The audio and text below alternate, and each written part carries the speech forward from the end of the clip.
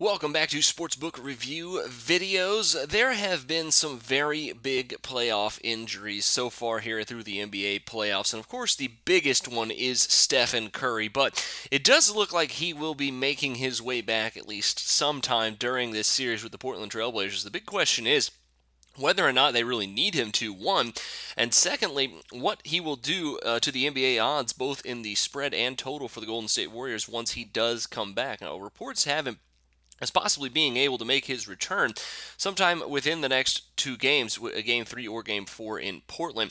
But real question, I think, is whether or not the Warriors really need him. Sean Livingston is definitely an upgrade on the defensive end, and they have had no problem slowing down Damian Lillard and Klay Thompson without Steph Curry. Now, I'm sure that Curry will come back one of these games in the series, but if they win Game 3 and take a 3-0 series lead, I think it would be irresponsible for the Warriors to actually bring back Steph Curry. It really has, their NBA odds to win the championship have recovered from the initial shock of him getting injured the first and second time, especially the second time after the news of his knee sprain that he would be out for at least a couple of weeks.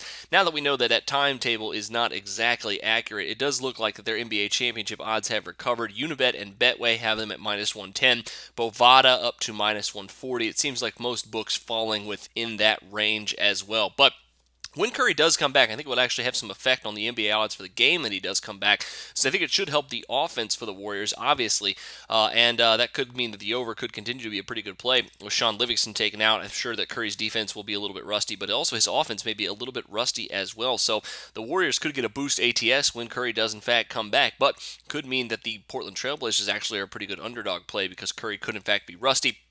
May not be 100% healthy either. So keep an eye on those things once he does come back. We should know more within the next day or so whether or not he will be ready to go for game number 3. Now, the other big injury, we just got confirmation that it will continue to be out for the rest of the playoffs, and that is Chris Bosh. There's been a lot of talk about the Players Union getting involved, him wanting to play, Heat not wanting him to play. And it's probably for his best interest that he does sit out the rest of the playoffs. Obviously, any life-threatening injury is not worth playing in a basketball game, especially when you're not getting paid, or when you're still getting paid, to play, to sit out, And one of the big things I think that Chris Bosh's injury has done is really helped the Miami Heat's pace. They've tended to play a little bit faster once he went down during the regular season.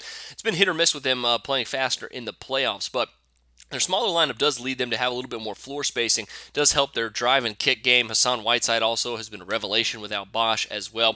Goran Dragic has really thrived during that style of play. So with the Heat, if they can get past get past the second round, and get into a potential matchup with the Cleveland Cavaliers in the Eastern Conference Finals, their odds will definitely go up a little bit here. I think they still have the ability to beat them here. Their NBA championship odds sitting at around 27 to 35 to 1 across the sportsbook realm, but obviously, I don't know if their odds to win the championship are very good because I think them beating one of the Western Conference teams probably a bit of a long shot. Winning the Eastern Conference, though, not that far fetched, especially because I think they have the roster, they have the definitely diverse options on offense and the ability to play slow, play fast, play good defense as well. So the Chris Bosh injury does hurt the Miami Heat a little bit.